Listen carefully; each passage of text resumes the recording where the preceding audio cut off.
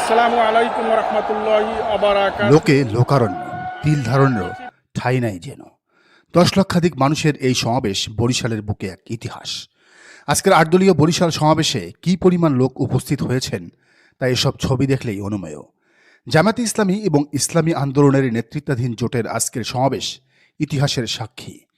Barishal bless park সে সাক্ষ্য দিবে ফেব্রুয়ারির জাতীয় নির্বাচনে। 5 দফা দাবিতে আন্দোলনরত 8 দলের ধারাবাহিক কর্মসূচির অংশ হিসেবে বরিশাল বেলস পার্কে বরিশাল বিভাগীয় সমাবেশ অনুষ্ঠিত হয়েছে। দুপুর 12টা থেকে শুরু হয়ে বিকাল 4টা পর্যন্ত চলমান সমাবেশে প্রধান অতিথির বক্তব্য রাখেন ইসলামী আন্দোলন বাংলাদেশের আমির মুফতি সৈয়দ মোহাম্মদ রেজাউল করিম।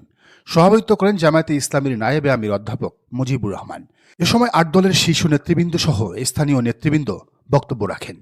প্রধান অতিথির বক্তব্যে পীর সাহেব চরমনাই বলেন, আজকের সমাবেশ থেকে আমি বিশেষ করে যারা ক্ষমতা প্রেমিক রয়েছেন, যারা বিভিন্ন সময়ে মুখরোচক কথার মাধ্যমে ধোঁকা দিয়ে ক্ষমতার চেয়ারে বসে হাজার হাজার মায়ের বুক খালি করেছেন, পাচার করেছেন, চোরের দিক থেকে বারবার ফাস্ট হয়েছেন, তাদেরকে সমাবেশ থেকে মেসেজ দিতে চাই, তাদের জায়গা বাংলার মাটিতে হবে না, হবে না, হবে না।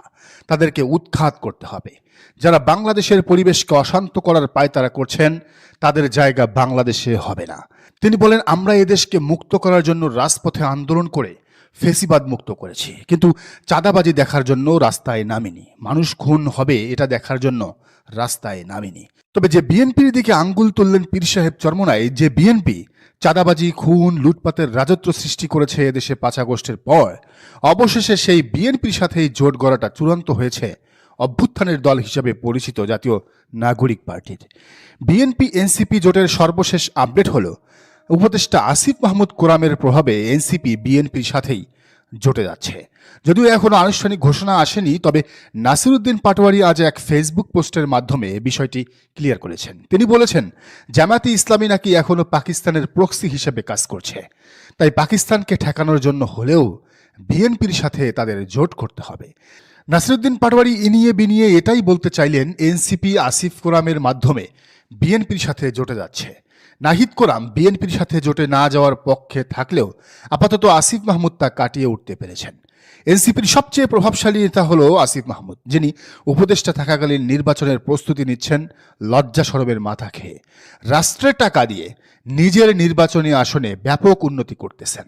কোরামের অন্যান্য সদস্যদের আসনেও ব্যাপক রাষ্ট্রের টাকা খরচ করা হচ্ছে।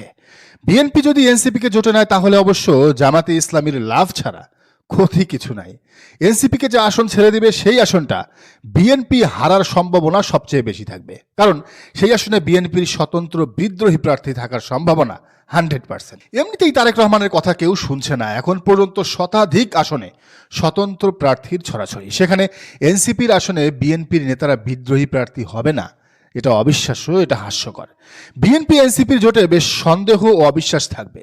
যেহেতু নিজেদের প্রতীক নিয়েই নির্বাচনে আসা লাগবে, সেহেতু উভয় দলের ভোটারদের পাশাপাশি সুইং ভোটাররা সিদ্ধান্তহীনতায় ভুগবেন।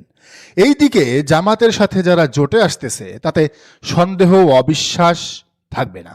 সবার একটাই কনসার্ন থাকবে, জাতির কল্যাণে চাঁদাবাজ ও জুলাইয়ের গাদ্দারদের হারাতেই হবে। এই একটা লক্ষ্যই ইসলামকে বিজয়ী করবে ইনশাআল্লাহ। দর্শক, আপনি কি মনে করেন জানান কমেন্টের ঘরে। আর এই চ্যানেলে নতুন হলে অবশ্যই সাবস্ক্রাইব করুন এবং বেল আইকনটি বাজিয়ে রাখুন।